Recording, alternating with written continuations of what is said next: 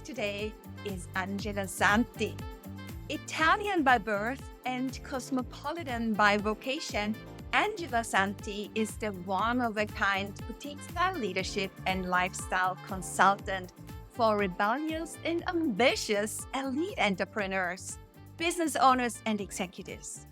With almost 30 years of business experience and a humanistic background, she has pioneered the Dolce Vita leadership and lifestyle mastery model, a lively, tailor-made, and strategic approach for empowering her clients to thrive by living and leading the Dolce Vita way so that they can smoothly grow their business and have a fantastic life and create organizational cultures that improve their employees' lives and overall well-being.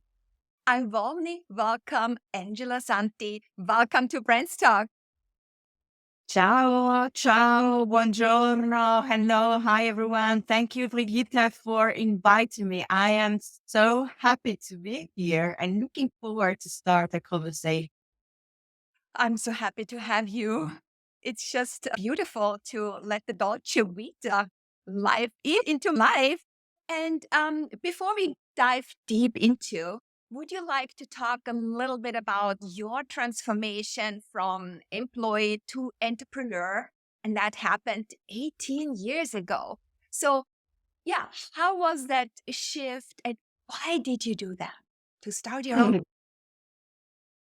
Very interesting question. So, I wasn't really an employee because at that time I was working in my family business and it was one of the top 10 Italian firms in the automotive distribution. So we were distributing like the Mercedes-Benz, the Ferrari, Maserati, and everything. And inside the company, we had like almost 600 employees and with like 29 subsidiaries. So the business was huge. And inside that business, I was working as a change manager and member of the board of director. And I was in charge of HR and organizational development. So everything was very nice. I was living my Dolce Vita in a way, even though I was a little bit dysfunctional because I was always, on the run because I work. But what I like there is I want to tell it because it's important for my next shift.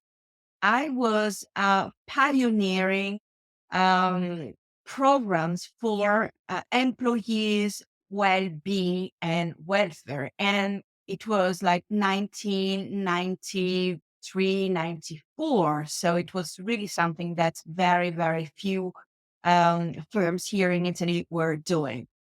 So, forward to 2008, I didn't really make the decision to get out of corporate. I was becoming very unsatisfied because I had this fantastic life on the outside, but on the inside, I was betraying myself a little bit because I was conforming to leadership models that didn't belong to myself, meaning the hard workers, the always on the go, and this wasn't really what I liked because I always valued the quality of life. So the Dolce Vita. So we start to introduce the topic. So again, I had some Dolce Vita because I was attending all those fantastic events and with the beautiful cars and aperitifs and dinners and theater and everything, but I didn't have any Dolce Vita inside myself. So while I was thinking what to do and never decided, to make a move, Lehman Brothers collapsed, and with Lehman Brothers, the whole world collapsed. The first industry to collapse the first two were the automotive and the real estate, and we were precisely in those two industries. So the company disappeared in like 9 months, and all of a sudden, I found myself without, like jobless. But more than that, without I was losing my identity in a way because I was identifying myself very much with the business. And I tell you, very much with the brands. Okay. I've always, wanted and felt like the ambassador of Mercedes, of Ferrari, Maserati, etc. And this is important for our conversation because, of course, when you represent a brand, you have to be consistent and everything about you have to speak of this brand, your behavior, the way you dress, everything. Okay. So all of a sudden I said, who am I? I don't have those brands anymore. So what I did was to leverage my skills, my competence, and my passions, and started to work as an independent consultant for HR and organizational development. Again, um, I started working for others, for other entrepreneurs and firms. Okay, so I was out in the world representing those management consultancy company, etc. And I did it for almost less than 10 years. I was traveling all over Italy, and all of a sudden I was like, this is not my life at all. I mean, the quality of my life was very poor, even though I was doing something that I really liked. And I decided to make a new move. I said, I've done it once, I can do it twice. And I decided to um, move all my business online. And this required, me to step back to think, about my brand, because this time I was going out in the world representing myself. So I did so, and then it's history. And then maybe we can reflect on this a little bit if you want. Yeah, I mean, this is a really interesting story because we have some commonalities. In 2008, in this Great Recession, actually, I was also going through an identity change because I was in real estate. I was working for a real estate company doing real estate developments, and I was in charge of market research. And from one day to the next, we went bankrupt. And my way out was going into professorship. So teaching what I have learned. But I totally get that when you suddenly you don't know who you are because you identify yourself with the company, with that brand. You're living that values. You're living this spirit. And then once this is not there anymore, you have to find yourself again. You have to take on an identity and really live it. And for me at that time, I was not ready to become an entrepreneur. I always wanted to, but there was still something missing. I think it was the confidence. So I started, I know, teaching, right? So it's really interesting your journey and then how you transitioned into an entrepreneur. So you started your brand, La Dolce Vita. And how did you come up with that name? And what were the kind of detours around? Because this is a very important process, and there's usually a story behind a very, very important story that we like to tell when it comes about naming our company. It's one of the strongest brand elements that define our identity. So how did you come up with your name? So it was a very long journey. And actually, the name La Dolce Vita is a recent one. So I started, this is interesting. I started by hiding myself under or behind the name of the process slash output that I was providing. So the first name was something coaching, something consulting, etc., because I was used to representing other people, other brands, you know. So, and I was a sort of shy, I was starting to make my first steps outside the comfort zone. So, but then very early, I realized that this wasn't working. And what was the main attraction, it was myself as a person, my charisma, my way of being. So the first thing was, okay, so I want that my brands talks about myself, not about my something else. So first shift. Then, then I played a little bit with coaching, consulting, and all that. But what really made me move to La Dolce Vita is I hired a coach who helped me do that. I think it's very difficult to come up with something interesting on your own because this requires so much introspection, so much work. And I tell you that at the beginning of my journey, I wasn't ready. We didn't have the culture of introspection here. Now it's something that is more widespread. So I was attending this mastermind, and I was talking about Dolce Vita all the time. It was like, oh, I like to do La Dolce Vita, and the life quality is my thing, and what is La Dolce Vita, and da da da. So this coach told me, why don't you add La Dolce Vita to your brand?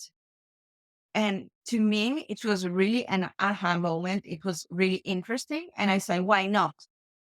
And I also decided to play with the name. So Dolce means sweet and Vita is life. But for me, Vita is an acronym for the 4 pillars of my methodology, which we can, talk about later. So this was one thing. So Vita, it's vitality, illumination, techniques, and assets. And it's I think it's very easy to remember. The other thing I was at the beginning, I was a little bit perplexed because I was like, I'm not sure that everybody knows what La Dolce Vita is. So I was feeling that I have to explain, etc. But then, you know what? I came up with probably my clients are those who already know what La Dolce Vita is and want to achieve it, want to get La Dolce Vita. Those who don't know what La Dolce Vita is are probably not my clients. So it's a very interesting divider that this title is also making. Okay. So it's really interesting because it's basically the Dolce Vita way, living it from the inside. And it's also, you talked about the outcome, right? So that's where we want to go. But it's really important to already live it. How can we integrate this La Dolce Vita way into the here and now so that it is something inspiring? Yeah, it gives us a certain quality of life to be successful. So how do you do that? Because I think that's the way of how you do that. It's your model. You came up with that framework, the Vita framework. So could you explain to us how we can integrate that in the here and now with your model? Sure. So the first thing that I would like to say is before telling how, I would like to um, explain exactly what La Dolce Vita is, because we see the Dolce Vita from the outside. We've seen the movie, we've seen Roman holidays, which depicts very well with Audrey Hepburn and Gregory Peck, very well about this atmosphere. Maybe you've been to Italy and you have enjoyed all the outside part. Even Jacqueline Kennedy was living, well, she was the epitome of La Dolce Vita, living this luxury life. In truth, La Dolce Vita can be luxury, but it's not really. La Dolce Vita is a behavior, is a way of living, but before that, it's a way of being. It's a mood. It's the way you approach all aspects of life. in a commit and yet light-hearted way. So this is the first clue that I would like to tell you. So how to integrate La Dolce, how to live La Dolce Vita. So the first thing is never be too hard on yourself or never take it too hard. Italians live in a very complicated country. I mean, it's very easy to live in Italy on the one hand, but very difficult to deal with. So you just say, okay, this is the way it is. I can't do anything about it. Why being frustrated and da, da, da. And it's really an aptitude. Mhm. So, so this is the first thing. The other thing is really to integrate pleasure in everything you do. Always, always, always find pleasure in what you do. And this is really La Dolce Vita because you live the sweet life when you do something that you like doing, whatever it is. It can be very small, like having a cup of tea at 5 o'clock or whatever, taking a break, going for a walk. It doesn't have to be, like something difficult or very complicated. And then an important part is always to alternate action and inaction. So the go, go, go, the big addiction to business is not La Dolce Vita at all. So, and this is important because we know that also from a neurological approach, our brain and also our body. I mean, can you imagine if we never rested at night or, never stopped in silence? We couldn't really digest all the, and never recharge for our day. So, why La Dolce Vita is important? Because La Dolce Vita is the fuel to everything we do. And about my methodology, so I have pioneered these 4 pillars that are applicable on the personal and the professional side. So let me tell you about the personal. So, because in order to be a great leader, in order to achieve what you want to achieve, you have to be a balanced and accomplished person first. You have to have the energy, the focus, the clear, mind to do what you want to do. So when you apply the Dolce Vita, I go into and analyze the 4 pillars. So V, I said, is vitality. You have to have routines and habits in place that support what you want to create in your life. So when I work with my clients, we check their routine because we know that routines are very subtle. We don't realize that we are working on autopilot and all this autopilot actions and behavior just pile up and the compound effect at the end can be a facilitator, be something that brings us to our destination or brings us to the opposite destination. And then you say, oh, why we got there? Because we don't realize that our routine didn't support what we wanted to do. So, and this can really be like healthy lifestyle. This is it really in a nutshell. Then E said E is in Italian, which stands for illumination, which is inspiration. Do things that light you up.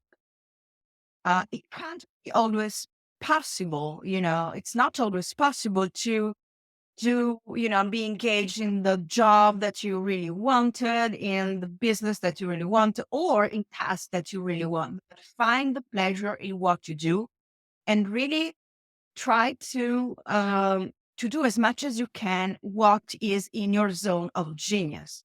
Okay, so delegate as much as possible. So we really looked at it and also bring back your hobbies, the things that you like to do, connect with people, because these things that light you up, again, are the fuel, the mental. The vitality is the physical, and this one is the mental and the spiritual fuel for your business. Techniques are the hard parts. So the tools, the strategies that that help us implement what we want to implement. And asset, it's your skills, but really you are your most important asset. So prioritize yourself no matter what. Okay. So when you have all these four pillars aligned with themselves in balance and in service to your vision, you are really living the Dolce Vita for your life.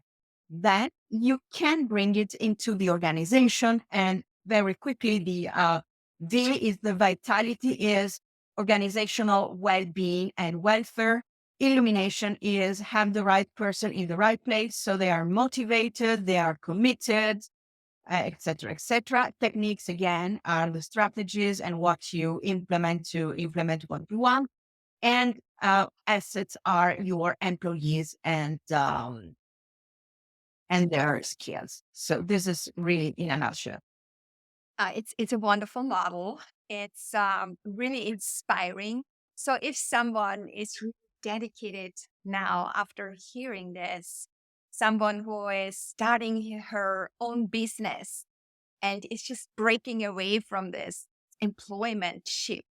So what would be the first three steps to do? So how do you really get into it? And then um, yeah, I would like to follow up with another question, because there are some days when you are on this journey that are not, the things are not working all the time the way of how you like it. And you're not really in this Dolce Vita lifestyle at the moment. So how do you get back there? How do you keep that energy? So first of all, how do we get in there? Do you have three steps that you can give us to take action right away?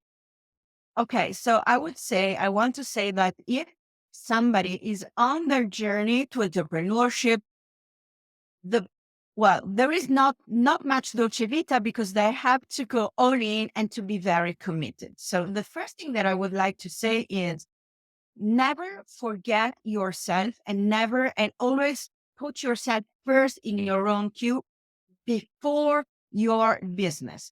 So fine, yes, you have to work hard to go all in, but schedule some moments, where you live your Dolce Vita, where you go out, you just take a break, because taking a break is going out of the box, your physical box, and it helps you to put new energy in your business. So this is a first step that I would like to do. Yeah, that's Uh, that's kind of self-care, right? You have to be really healthy. It's body, mind, and soul that this is in sync in order to make the next step. You have to be yeah, healthy. Yeah. Okay. yes. Because after all, I want to, like challenge you, say, why are you choosing to be an entrepreneur? So if your model is not helping you to have the lifestyle that you want, what is the point? Okay. So super successful, but being miserable, there is no point. Yes. So the second thing is to acknowledge yourself and celebrate every day what are that you did the maximum that you could do. Okay, so not be hard on yourself, but be light. So say, okay, today I did the max. I didn't get the result that I wanted, but this was that far. I could go that far. And also acknowledge that every day your energy is different. So kind of like pushing yourself in doing things that are not working because that day you are simply maybe not concentrated. Give yourself permission to do something else. And even again, go outside 15 minutes and then go back. And this allowing yourself, giving yourself permission is very empowering for me, because you get back your power on your life, but also on all the conditioning that we get from the outside. Ah, you have to stay in. Hard work. You have to work hard, and you're not, yeah, because that's why we are not giving ourselves the permission for self-care, for living in this healthy, body, mind, and soul being. we really have to give ourselves permission to do so. Yeah, thank you for that. Great. Yes, yes. And this is again a way of living La Dolce Vita from the inside out. Mhm. Because if you are kind with yourself, you see things in a different way. Okay.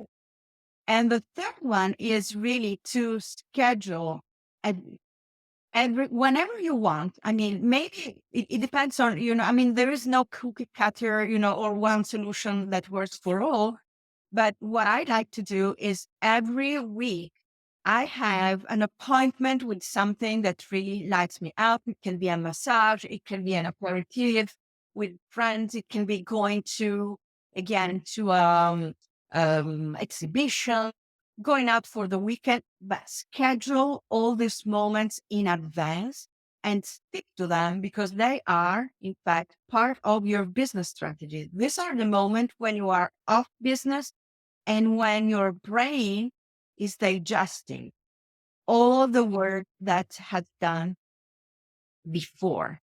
Plus, when you go out and maybe discuss or chat with your friends, since your brain is on what you worked on that day or that week, it will be, like looking for hints and ideas from what other people are saying that you can apply to your work. Or if you choose to go out, like say for a walk or something, again, your brain will make step ahead in what you were working on before. So this is really why the Dolce Vita is the moment in which your parasympathetic system is working, and it's when your creativity is enhancing. Thank you so much for the 3 steps and what we should do when we are kind of feeling not good on that specific day, when we do not have the energy, how to get back into that energy so that we allow ourselves. It's okay. Today we did the best that we could, right? Yeah. Oh, thank you so much. Angela, is there anything that on your journey to entrepreneurship, to being such a successful businesswoman, is there anything on the way that you have learned and you think it would have helped me earlier in my journey? Is there anything that you can think of that you would like to share that people who start know that? There are many things, Yeah. actually.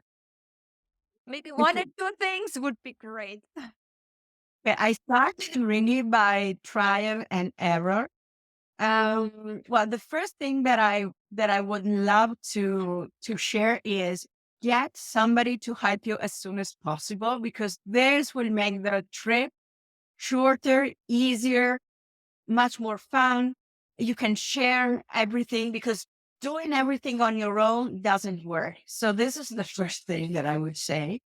The second thing is make it about yourself, but not too much about yourself. I mean, you are your brand because it's your unique way in which you are showing up in the world, and you have to find your distinctive way of doing things that everybody else is doing. I mean, this is okay.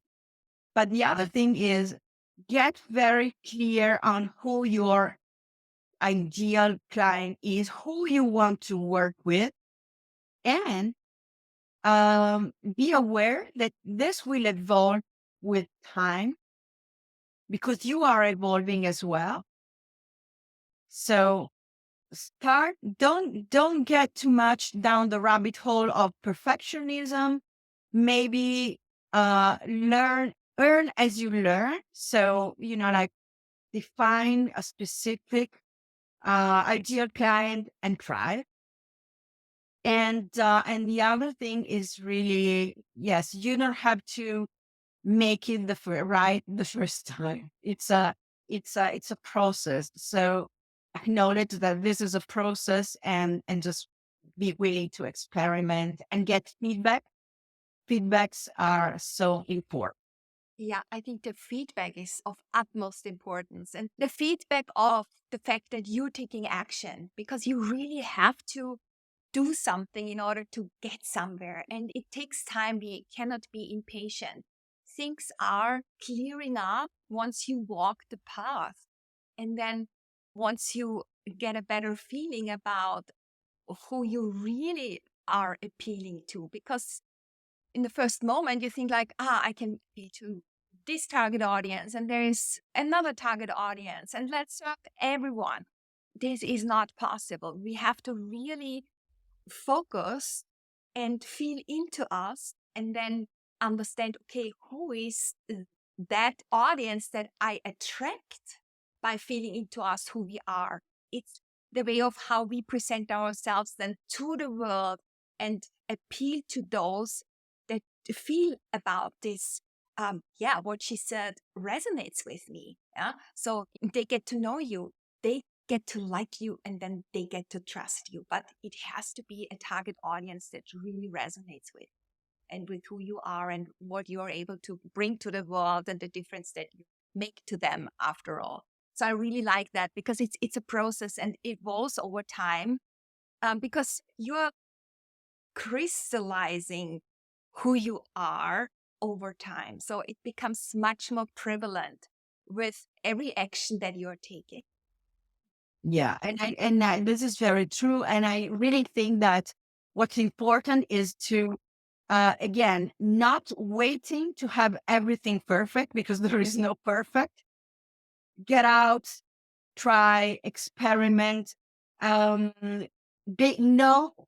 and accept that not everyone will like you, but you don't like everyone. So those who will not like you are not your ideal client.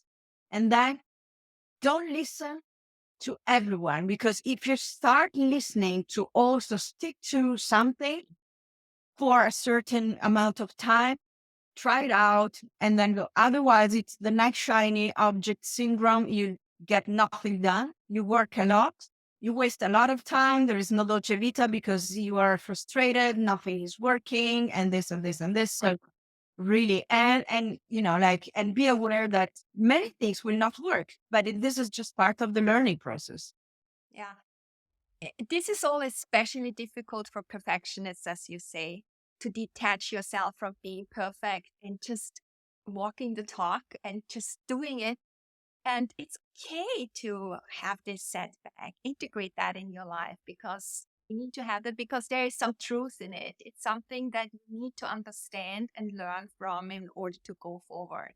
So it's all okay. And as you said at the beginning, it also has to make fun. We have to be happy with what we are doing, right? So it's the Dolce Vita way, right? That's it, exactly. And it's also, you know what, knowing that at the beginning you are a sort of a jack of all trades, you will do things that you hate.